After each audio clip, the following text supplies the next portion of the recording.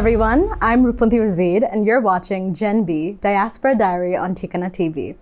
This is where we bring to you the stories of a new generation, young, bold, and driven individuals from our Bangladeshi diaspora here in New York City. From corporate careers to entrepreneurship, from tradition to transformation, these are the voices shaping the future while staying rooted in their heritage. Let's dive into today's story. আজকে আমার সাথে Nilima Khan, the co-founder of Khushi. Nilima, could you please start off by telling us a little bit about yourself, your background, and what led you to start co-founding Khushi? Yeah, of course. Assalamu alaikum. Thank you so much for having me today. আমার নাম নীলিমা, আমি সিলেট থেকে. I was born in Bangladesh, but I moved to New York City when I was under 1 year old. So I do say that I was born and raised in the greatest city in the world, Queens, New York, baby. So shout out. I went to school in Michigan. I spent the last 10 years of my life in the Midwestern suburbs. Just recently moved back to the city and just decided the suburbs weren't for me. I'm a city girl through and through. But yeah, I'm happy to be home. What led us to co-found Khushi? So there's no softer way to put it, Ruponti. Honestly, survival. Survival is what led us to create Khushi because আমরা almost 10 বছর কেটে দিছি, like me and my co-founder Ruba, we were driving home from Chicago in 2024, and we were just talking about work, and it was New Year's Day, and we were just discussing like upcoming projects and whatever is going on, and we came to the realization that both of us had each spent about 10 বছর in each of our careers. She's an analyst in insurance, I'm an analyst in banking, and we realized we just wasted the last 10 years of our lives working towards someone else's goals, and we didn't have the salaries to reflect it. We weren't being treated the way we should be at work in corporate America. And why were we doing this? So we decided then and there, literally on that drive home, we're smart enough. Why don't we just start our own company? And yeah, so that's what led us here. So 10 years in corporate America, and then now the next 10, 20, 30, the rest of our lives building Khushi, inshallah. But yeah, that's kind of where the idea came from. And ultimately it is what it is. Right now we say that a corporate is an end to the meat. I'm sorry, don't cut that out, edit that out. Okay, cool, yeah. Of course, I totally hear that. As an actor, I'm far away from the corporate life, so I'd love to know, how was the transition from corporate life to getting into entrepreneurship? And also, how did your family and Bangladeshi society react? Leaving corporate and starting Khushi was kind of in parallel. So I left corporate knowing that I set a goal, essentially, that I wanted to leave corporate by June of 2026, which would have been this year. And we plan and Allah plans, and he's the best of planners. And so the opportunity came for me much sooner. We launched Khushi in July of 2025 after a year and a half of building, of creating the product, getting the supply chain down and everything. So we launched in July of 2025, and then by November of 2025, my corporate job was going through layoffs again. And I saw an opportunity, I took it, and I left, and I have been working on Khushi since. But yeah, like the transition was really something that was parallel, and I saw an opportunity and I took it. Essentially, that's what I suggest that everyone does. If you see an opportunity, you take it, especially if you have it planned out, you've assessed the risk, and you know yourself, you know your product, you have product market fit. So yeah, it just made it a little bit easier to be able to leave corporate. Telling my parents, however, was the struggle that I spent weeks and weeks pondering over, because I come from two people who spent a lot of money and time and belief and faith, like in general, just in my education and in me. And my dad and I have been dreaming of me working on Wall Street since I was a child. My mom invested so much of her time and her money into my education, into getting me to coaching, into just making sure that we become sustainable human, like we become active human beings, like people who are sufficient, right? So I'm sure it was very scary for them too to hear their oldest daughter, their oldest child is leaving a career that they watched me work so hard to build from college through internship, and then finally, like once I finally got into analyst 1 position, like it was just a lot, right? And I was terrified to tell them. And it turned out that I actually didn't have anything to worry about. Alhamdulillah for the people that my parents are.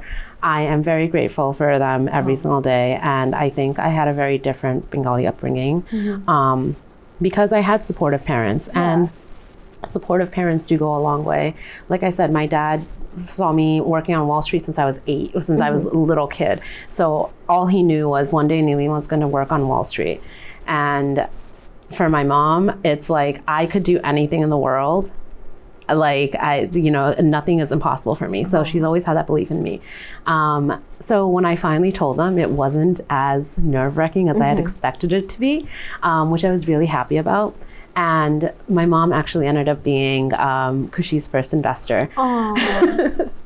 And I was actually the most nervous to tell her that I was leaving. It wasn't a loan of $1 million, but when I tell you, Ruponti, at that time, it may not have been $1 million. It felt like $1 million. Like when you're bootstrapping, of course. Ruba and I, my co-founder Ruba, right? She and I, we had been bootstrapping that entire business ourselves, and we are expensive girls. We like nice things. We like to eat good food. And Khushi was really eating into our paychecks. Of course. That small loan from my mom on the mom payment plan, it really did make a difference for us. And it actually helped us a lot. And it got us to our launch party. Wow. So we were able to, at the very least, launch. The Bengali community in Michigan, we didn't have a ton of support from them. Very cliquey community over there. So that's likely why, but I didn't grow up there, like I said. So that's probably why I didn't have as much traction. Ruba did, but the issue is that like it's a suburban community, very cliquey, very like gossipy, and it really did hurt. I'm not gonna lie, like not getting the support I expected from other community. Like if we're not gonna help our, like growing up, ma baba shob shomoy bolche like Bengalis are gonna help Bengalis, right? Yeah. When you grow up, you learn complete opposite. Bengalis don't support Bengalis. And it really did hurt to see that versus when I came back to New York. And that's why I say the New York community is so different. The New York diaspora community is so different is because we're so supportive of one another. We're constantly rooting one another up. And when we accept that all of us come from different walks of life, and we all know that we're all just trying to do something just to get out the hood, like that's all our goal. And we want to see everyone make it out the hood. And I feel like that goal just wasn't there over there. That was just the outer community. I'm really glad, like, again, I'm really glad that I have the supportive parents that I did, because I also, like, I didn't get a lot of support from my extended family.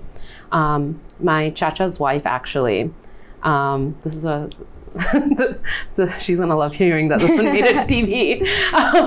So she told me, one day, while sitting in my parents' house, she saw me working on sealing for some Khushi bottles. And she told me that Khushi's not going to do well. This is my chacha's wife. She tells me Khushi's not going to do well because I didn't give her a free bottle. Oh. And my mom offered her like some Khushi on snacks and stuff. And she was like, oh, I don't want it. Khushi ekon o Khushi hoye geche because tumra amake ek free bottle diso na. Meanwhile, I have, yeah. Wow. But it really gets you going. Of course. But the good news is, she said that on Saturday. Sunday, I had one of my first Khushi markets. We sold out our first batch that day. Wow. So it all paid off. So yeah, I mean, the community talk is always there. Of course. So you may as well do what you need to do to survive, Yeah.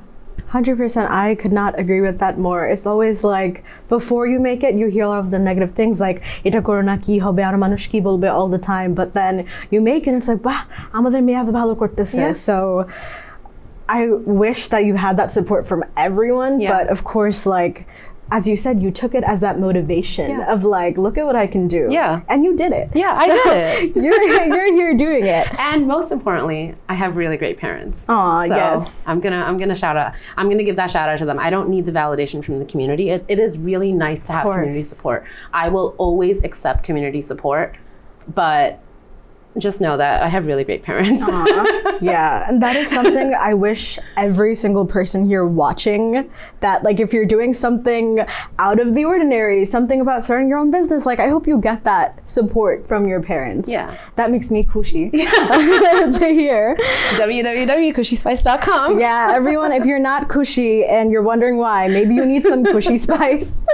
Now, bringing it back to being Bangladeshi in New York City, how has that shaped the creation of Khushi? Great question. The creation of Khushi is from Detroit. Khushi was born in Detroit. I'm going to give Khushi the credit of being in Detroit. What comes from New York City is honestly the founder energy from me. What we often hear about New York City is, well, I don't know if you know this, but New York Bengalis have a reputation. And we're like known for, everyone outside, I've spent 10 years outside of New York City, and I've been in a couple of Bengali communities. And what I've learned is that people think that New York Bengalis are way too liberal. We are weird because we just accept everyone for however they are, and we don't ask extra questions. We like to, we assimilate, right? And we also are we're just very, very supportive of one another, and we're willing to show up for our friends even if it doesn't look right to the culture. Like, like it's not, this is like what bad manush do, then that's fine. I don't care. I'm here to support my friend. I'm not here to care about shomaj, right? But yeah, the entire New York City plays a big role in my, like, of course, like the cliche things to say is that New York City gave me my immigrant grit and hustle, right? And absolutely.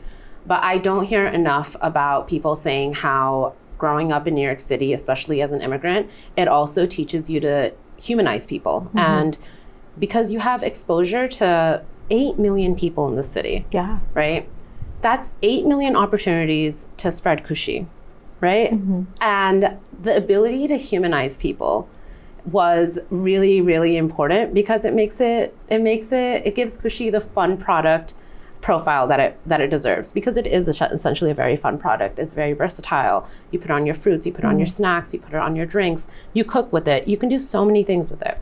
But it's a human product, you know, and it's nice to be able to give people a little bit of that. And again, like I said, it gives me an opportunity 8 million times a day. Or 8 million opportunities to put a smile on someone's face, to spread joy. And that's essential. That's literally what Khushi means. So yeah, I'm really grateful for my exposure to 8 million people for 365 days a year for the last 30 years of my life, because it really has helped me approach people and to actually talk about Khushi and to see what actually, to find the humanity in people. Yeah, that's beautiful. And now, I love the positivity. I'm gonna get a little bit into the challenges that I guess you faced, whether it's being Bangladeshi and also balancing the New York City cider personality of yours. Like, was there any clash while you were making Khushi of you were thinking like, oh, like I wanna stay true to my roots, but also I want to give like the part of me that grew up here?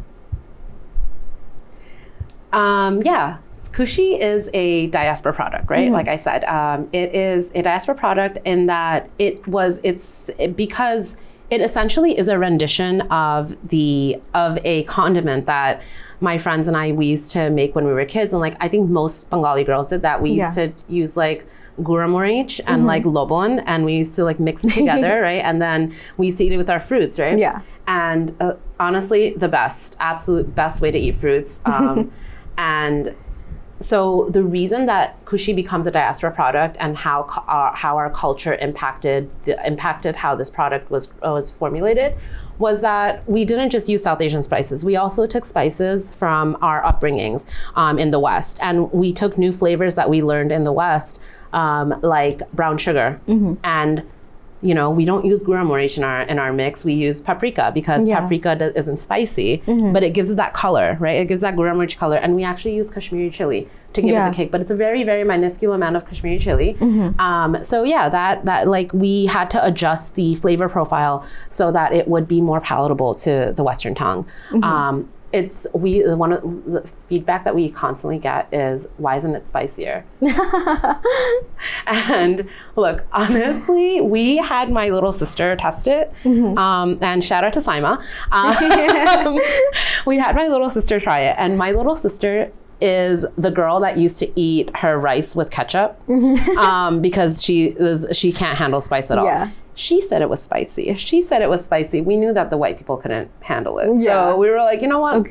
Let's start getting this out first, and then we're going to bring out a spicier version. Don't worry. We're working on a heat scale, and we're working on our next flavor as well. So yeah. That's very exciting. Yeah, like the cultural aspect, I guess, is of course the flavors, and then our New York City upbringing again being the flavors. Yeah.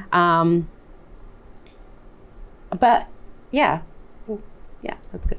So also going back to where you mentioned community and people saying it's not spicy enough, I want to know, Manush ar ki bolteche? Like, what is, I think throughout the process, we talked a little bit about it at the start, but through this process, as it's coming out, as you're working on new things, when you're meeting aunties and uncles and they're like, oh, কেমন আছো মামুনি, এত বড় হয়ে গেছো, like, এখন কি করতেছো? And you tell them about Khushi, ওরা কি বলতেছে? Oh, এটা তো আমরা বাসায় বানাতে পারবো. No. I'm not kidding. I'm not kidding. We had an auntie tell us that. Actually, it wasn't even an auntie. It was a chotobon, unfortunately, only 17 years old. And she's already learned the line. Oh my gosh. So my co-founder, she goes to her, as soon as she says that, she goes to her, I will give you $100 right now. I will give you $100 if you can formulate this exact recipe. Wow. And I applaud her for doing that. I was like, absolutely, Ruba, like, talk your shit, like, But the reason I applaud her for doing that is because it took us 6 months to create that recipe. 6 months, multiple test groups, and ultimately it took us 27 reiterations to create that formula. We literally don't even have that formula on our phones. We have it handwritten because we don't want to lose that formula. But we know how much work it took to get to just where we are today. Like just creating the formula itself, sitting on my apartment floor, apartment living room, and we're just tossing spices, hoping, for something to click. We don't even know what we want this to taste like. All we know is that we want something that has spice in it that you can just easily throw on, right? And we want to give people an easy product that they have multiple uses for. We don't know what it's going to taste like, nothing. But all we know is that it took 27 recipes to get here. So if you can make it at home, extra taka dibo. Honestly, you should charge more because, like, I think এইটাই মানুষ বুঝে না, all of like the hard work, dedication, কত যে সময় যায় behind building yourself, and no matter what career you're doing at the end of the day, like they don't understand the struggle that as New York City Bangladeshi ছেলেমেয়েরা আমরা করতেছি. It's a different struggle. No disrespect to any other struggle, but it's more like just saying এটা আমরা বাসায় বানাইতে পারি, like you're undermining all of the hard work and the 27 recipes. Or even more, right? I'm sure you had test trial run and everything. So it's like to get to that Khushi that you found, it's like I wish just the aunties and uncles that you're watching, like give us a little bit more credit, and that also now it brings me to my next question. What would you like to see from the Bangladeshi community in terms of like what looks like support for you? What looks like support for me? Just buy our product, and also, share with us what you created. Like we want to see new things. We want to see like when Ruba and I were testing Khushi before launch, all we were using it on, I'm not even kidding, was fruits and like drink garnishings. We launched, and then we had our launch party. We had a bunch of people come and buy it. And now all of a sudden, Ruba's Arab friends are telling us that they're using it on their yogurt. Wow. And I'm like, what? That sounds disgusting. And no, it's actually really good. It gives like bland Greek yogurt like a taste, Yeah. like it gives you a kick, like you actually want to eat it. Tastes really good on kulfi. But my dream, and Ruba knows this. Yes. My dream, it's because I love peach rings. I love gummy peach rings. I am waiting for a halal gummy company to come reach out to us so that we can make halal gummy Khushi peach rings. And I told Ruba the day that happens is this day I'm going to let the sun enter me. Like I am gonna go to the beach and just like let my body feel the sun, because that is the day I've made it. When we have Khushi peach rings. But yeah, of course, we're scaling right now. Of course. We are still in a very early stage, but yes, scaling right now, growing and learning as we go along. We have a pretty big distributor deal coming up, so we're really excited about that. And in the meantime, I'm also excited to do my Khushi bar crawl this summer. So I'm really looking forward to having people join it. So just reach out to me if you are interested. So now, in terms of the whole entire process of making Khushi and still being in the early stages, what has been the most rewarding part of this whole process, especially like leaving the corporate life behind and just doing this full time now? Yeah. Like what feels so fulfilling about it that you're continuing to do it? What feels most fulfilling? Okay, Ruba makes fun of me because she says that I'm the only person she knows that enjoys working so much. Like I'm literally a workaholic. My favorite part about Khushi, honestly, like the reason I'm still doing it is because I really enjoy burning the midnight oil. Workaholic to my core, but at least I'm doing something that it's for me. You know, like at least the midnight oil I'm burning, it's going towards my future. It's going towards something I actually believe in, a mission I believe in, a company I believe in, right? It's my company. And the reason I get so much joy out of it is because I told Ruba the other night, you know, any of these nights can be the night that makes us our million, 100%. right? And we don't know what it is, but every single little step that we're taking, at least we're being very conscious of it, we're very aware of it.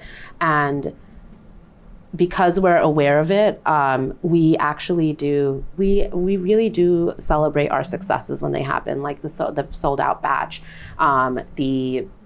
whenever we get like really great feedback at markets, whenever we have like sales that exceed our daily expectations, we do celebrate those moments, because these are these little moments. That's what leads up to enjoying the overall success. Like it's these little moments. These are the journey. These are the moments that they're talking about on the journey, and we try to savor them as much as possible. So I think that's one of my favorite parts about getting to build something with my own hands from the very beginning, and watching it grow, because I know myself and I know my co-founder, and I know how hard we work, and I know that one day the million is coming. Yeah. We just don't know what's going to lead us to that million. I just know it's coming. It's like course. that belief in yourself. Like it's very rewarding, and it makes it easier to keep going. Yeah, that is so beautiful. I totally agree with this. Like, and I think as the Bangladeshi community, they install this fear within you that like, oh, ki hobe, eta koro na. Like, there's so much fear coming in. So I think just knowing like, ami parbo. It's so big. Like that is something that can just move mountains, pahar, like bidesh থেকে আরেক দেশ, I don't know. You can go so far with just that belief in yourself. So I love that. Thank you. I mean, are also like ma baba ashe kind of, they didn't know a lick of English. Yeah. They didn't know, like this is the least of our struggles, Yes. right? Like building a business in a country where you speak the language. Yes. Do you know how, like that is, I'm sure our parents could have been POTUS right now if they had that level of, like, look at how much our parents have achieved. To not be able to do that much when we have everything literally set in stone for us like that. Like our parents did the hard part. They built the communities, they've set the stones, and we just have to take advantage of the stepping stones that they set in place. Yeah. So yeah. That's beautiful. I think, keeping that in mind of knowing that, your parents did so much for you, they sacrificed so much, but now let's take that and like do something with it. So now it's just, what advice would you have to people that are looking forward to like starting their own businesses and are scared to do so with their family restrictions or, yeah. My advice to you is that you only have one life to live, and you can either die sighing or you can die exhaling, right? And a sigh comes when you fit into the mold, you do everything right, but you never actually stand up for yourself. You die with a sigh, like, I guess that's life. Yeah. But when you break the mold, when you go outside of what society tells you, when you break these traditions, when you break these rules, because at the end of the day, to me, my parents are really gonna yell at me for this, but to me, rules are arbitrary, right? Like somebody else decided that this was the rule, this is how we're gonna do it, so this is how everyone has to do it, right? But the definition of insanity is also doing the same thing over and over again and expecting different results. It's not gonna happen. Like you can't have rules and also expect to not go insane. My advice for you is to go out and do the thing that you're passionate about. Just go do it for one day. Don't tell anybody, go do it in secret. And you're going to see how alive your soul feels. 100%. And that feeling you get in your soul, that's how you should be feeling every single day, if not most days. And I think it's really important, and it really helps with counting life by the moments that take your breath away and not just by how many breaths you took. So go out, go do the thing, and it's your first time living. No one can tell you that you're doing it wrong. And you just go out and do it, you know? Go see how much better you feel when you actually do the things that make you feel good. Yeah, I agree, because I just hear so much of like, oh, etai amar jibon, just কাজ করতে হবে, কাজ করে বাচ্চা কাচ্চাদেরকে বড় করব, that's it.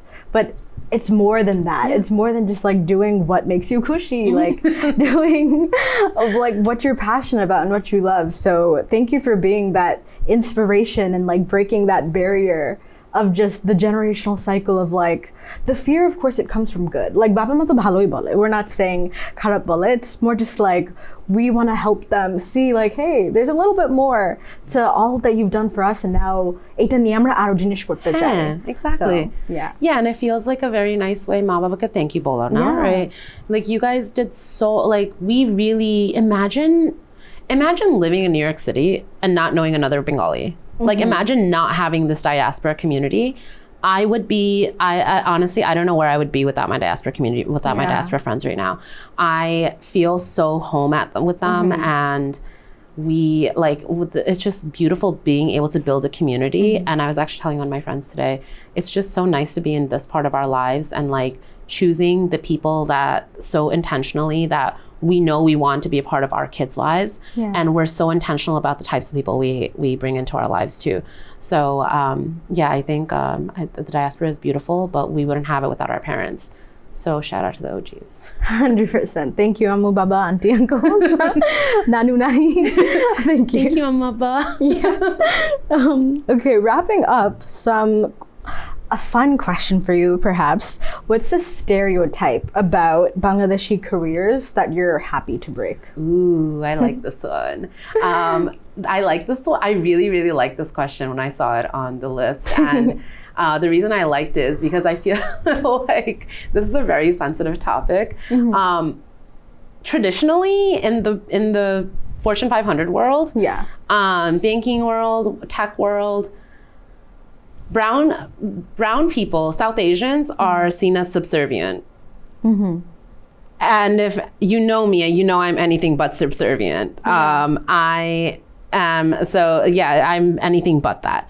My literal job translates to protecting the institutions that I work for by making sure that we're following the regulation.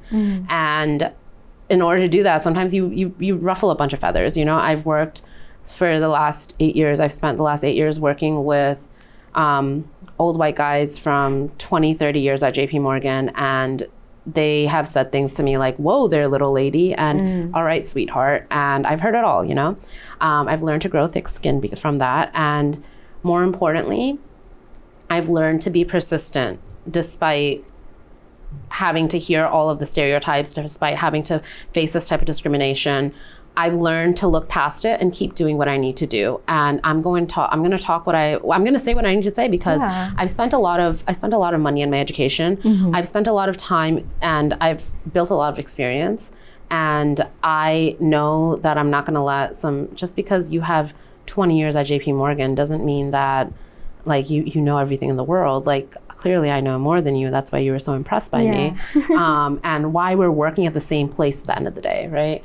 So yeah, that subservient brown person stereotype, I want to get rid of it. Yeah. I am not that.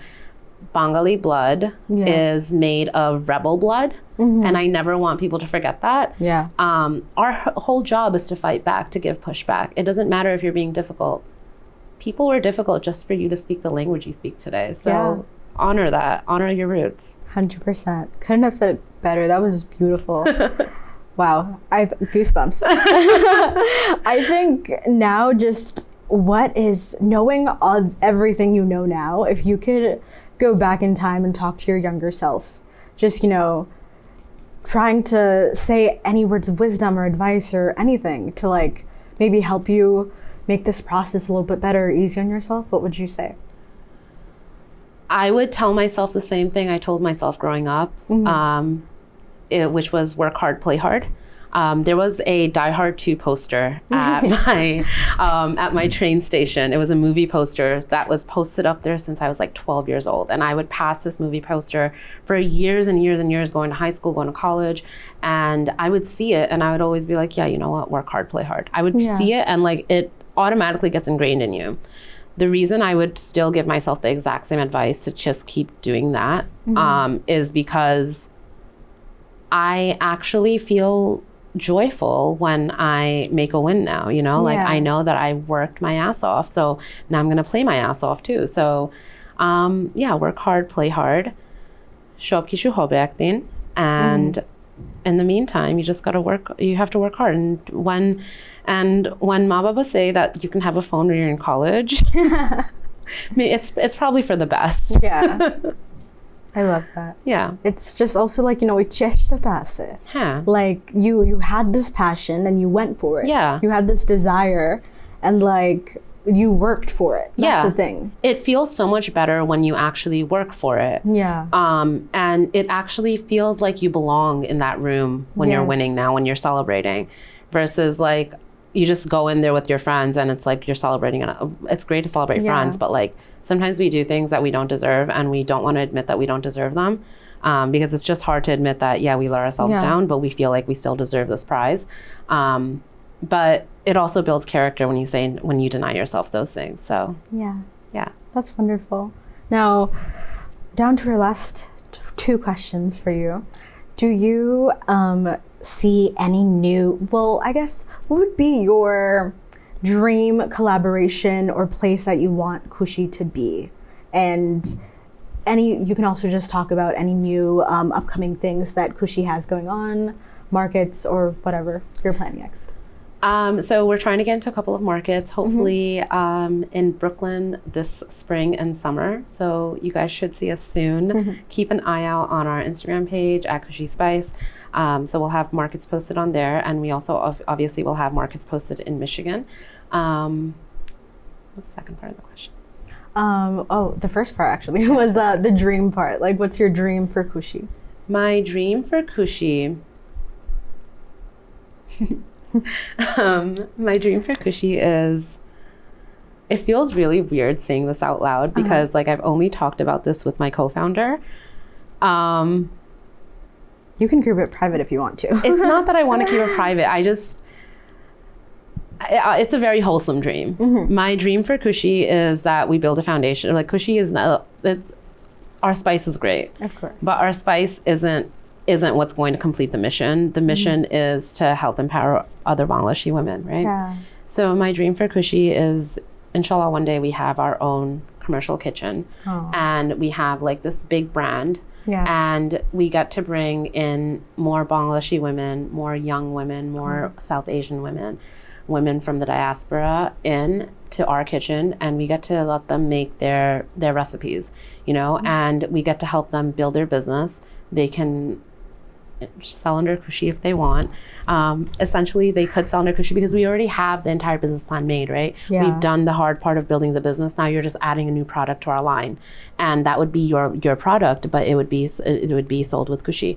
But essentially, it's to get more people. It's to empower more women. Yes. My honest to God belief is that the mother is the heart of the home, and children who see their mother working hard, children who can actually have a relationship with their mother, and they see their mother achieving certain goals, they know what their mother is going through day in and day out, right?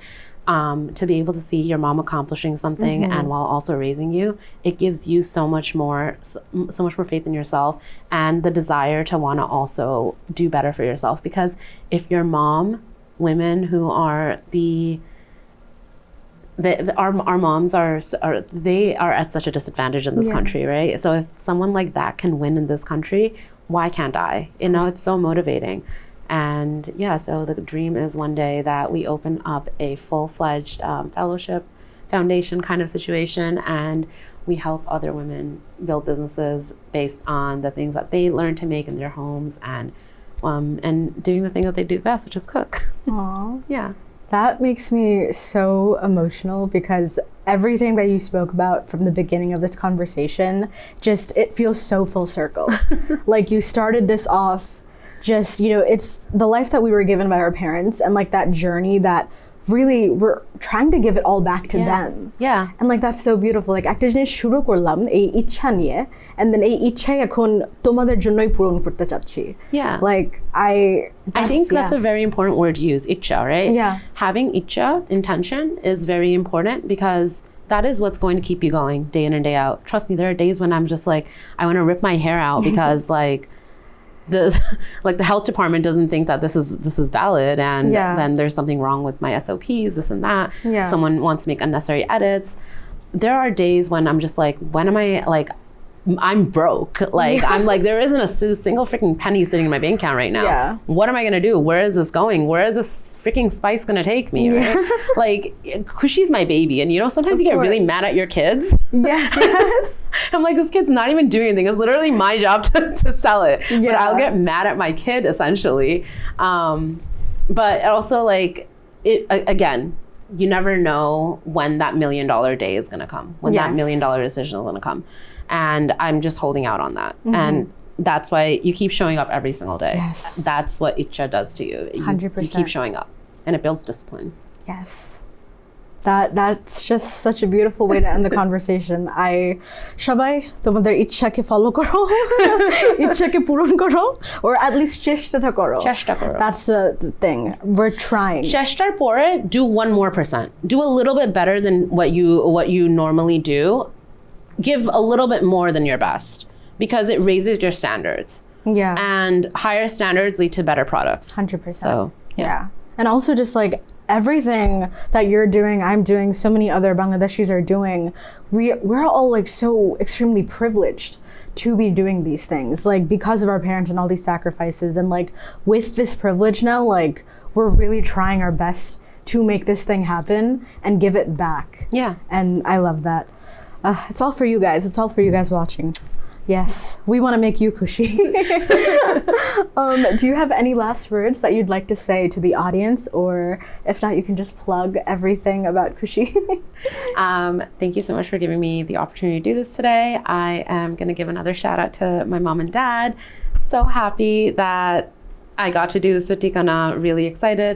If you guys are interested in keeping updates on Khushi, follow us on Instagram at Khushi Spice. And we are available for purchase at www.khushispice.com. Thank you, Nili. It was so nice having you today. Of course, thank you. Thank you so much for being with us today. If you're part of this generation chasing dreams, breaking down barriers, and building your own path, then this is your story too. I'm Ruponti Wazid, and this is Gen B Diaspora Diary.